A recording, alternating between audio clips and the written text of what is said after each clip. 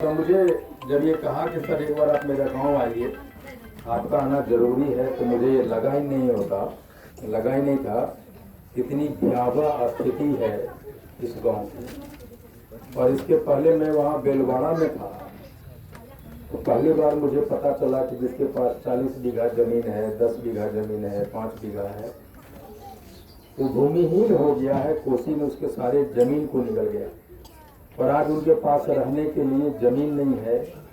बांध पे रह रहा है, सरकार बुलडोजर लेके हर समय उसके पास पहुंच जा रही है। सरकार ये नहीं सोच रही कि कोसी नदी के कारण वो भूमिहीन हुआ, उसके पास बसने का जमीन नहीं है।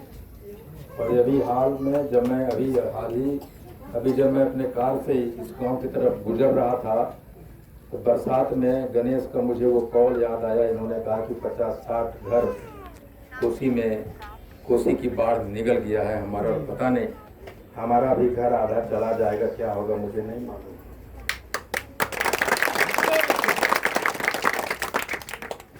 ये त्रासदी, ये प्रकृति से लड़ता हुआ अपने 5 समाज के गांव, अपने 5 समाज के लोग, जमींदार से गरीब होता हुआ लोग, अपने घरों को कोसी में निगलता हुआ देख अपने आप को विस्थापित कर बांध पे रहने वाले हमारे 5 समाज के लोग। आज मेरे मन में इतना पीड़ा हो रहा है कि मैं जितना सहरसा आके खुश होता था, और जब मैं देखता था कि यहाँ के लोग सड़कों पे नारे लगा रहे हैं, हजारों की संख्या में सैकड़ों मोटरसाइकिल है, तो मुझे लगता था कि हमारा 5 समाज जगा हुआ है, जग गया है। लेकिन वो सारी खुशी जब मैं बेलवाड़ा में सुना, यहाँ आया तो फुर्र हो गई। मुझे लगा कि यार हमारी लोग किस अवस्था में है। हम आरक्षण की लड़ाई तो लड़ ही रहे, और उधर सारे विशाल काय लोग पड़े और मैं अकेला आप लोगों के ताकत की वजह से लड़ता जा रहा हूँ।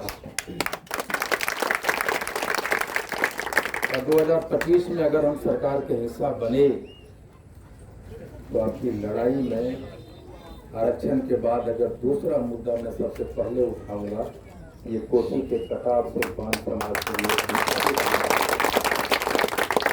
उसका उठाऊंगा। और इसीलिए शायद मैं यहाँ आ भी नहीं पाता, तो इन सारे चीज़ों से रूबरू नहीं हो पाता। जब हम आंदोलन करने के लिए गांव-गांव गए, तो मैं अपने आप को मजबूत करता चला गया। अनुभवों से, आप लोगों से मिलने के बाद आपके दर्द को बढ़ता चला गया।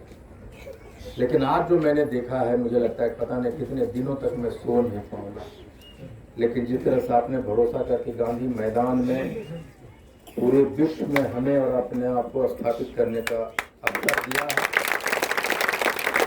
तो भरोसा रखिएगा, आरक्षण भी आएगा, सत्ता में भी जाएंगे। और ये जो कोसी के कटाव से अमीर से गरीब होते 5 समाज की आवाज़ भी बुलंद से उठाऊंगा, एक दिन आप देखेंगे।